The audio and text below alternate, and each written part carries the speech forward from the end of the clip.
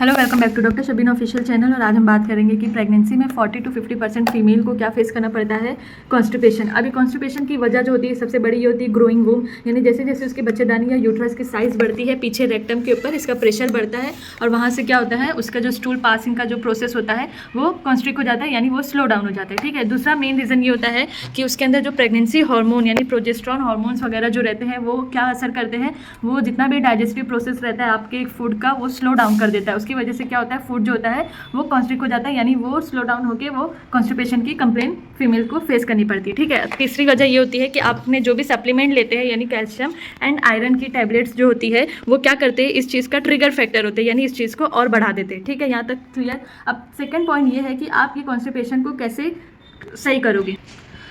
तो हम यहाँ पढ़ेंगे the best way to treat constipation is to make changes in your daily lifestyle. सबसे पहले आपकी अपनी डाइट में क्या आपको करना है, आपको हाई फाइबर फूड्स को इंक्लूड करना है। ठीक है। हाई फाइबर फूड्स, अब मैं आपको इसका ऑप्शन नहीं दूंगी क्योंकि उसमें से आप क्या खाते हो क्या नहीं खाते ये आपके ऊपर डिपेंड करता है। तो आप हाई फाइबर जिसके अंदर भी होगा आप वो चीज़ खाते हो तो आप उसको अपनी डाइट में इंक्लूड कर लीजिए।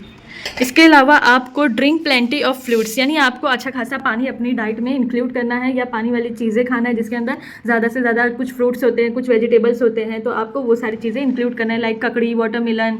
ठीक है, ये सारी चीज़ों को आपको इंक्लूड करना है। सेकेंड पॉइंट ये आता है कि आपको सबसे ज़्यादा रिफाइंड ऑयल या जैसे इंस्टेंट नूडल्स वगैरह जो होती है उसको बिल्कुल कट डाउन करना है। और इसके अलावा आपको इंक्लूड क्या करना है, ड्राई फ्रूट्स में जैसे डेट्स होते हैं, खजूर है, आप उसको खा सकते हैं, वो काफ़ी हेल्दी होता है। इसके अलावा प्रून्स होता है, इसके अलावा रेजिन्स होता है, यानी आलू बुखारा और किशमिश। ठीक है। आप ये दोनों चीज़ों को अगर आप अपनी डाइट में ऐड कर लेते हैं, कि किशमिश को आप पुलाव में या खीर वगैरह में भी आप ऐड करके खा सकती हैं। इसके अलावा अगर आप एक्सरसाइज के बारे में बात करेंगे तो एक्सरसाइज आपको उसके अंदर आप वॉकिंग कर सकती हैं, स्विमिंग कर सकती हैं, साइकिलिंग कर सकती हैं। इसके अलावा आप योगा भी करके अपने कॉन्स्टिपेशन को दूर कर सकती हैं। इसके बहुत सारे तरीके आते हैं कॉन्स्टिपेशन दूर करने के। इसके अलावा बिना डॉक्टर से कंसल्ट किए आप कोई भी लैक्सेटिव सिरप या कॉन्स्टिपेशन दूर करने के लिए कोई सिरप मत लीजिए, क्योंकि प्रेगनेंसी में बहुत हाई रिस्क होता है।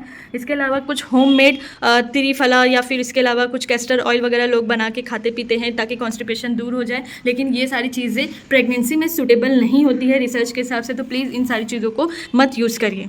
Frequently asked question is, can constipation lead to problems during pregnancy, यानी प्रेगनेंसी में कॉन्स्टिपेशन जो है क्या वो सीवियर प्रॉब्लम क्रिएट कर सकती है। तो देखिए ऐसा कुछ खास नहीं है, बट हाँ बहुत ज़्यादा अगर सीवियर किसी फीमेल को कॉन्स्टिपेशन की कंडीशन हो जाती है तो उसमें बेबी को कोई इफेक्ट नहीं होता है, बट फीमेल को हेमोरॉइड्स एंड फिशर जैसी चीज़ें देखनी पड़ सकती है।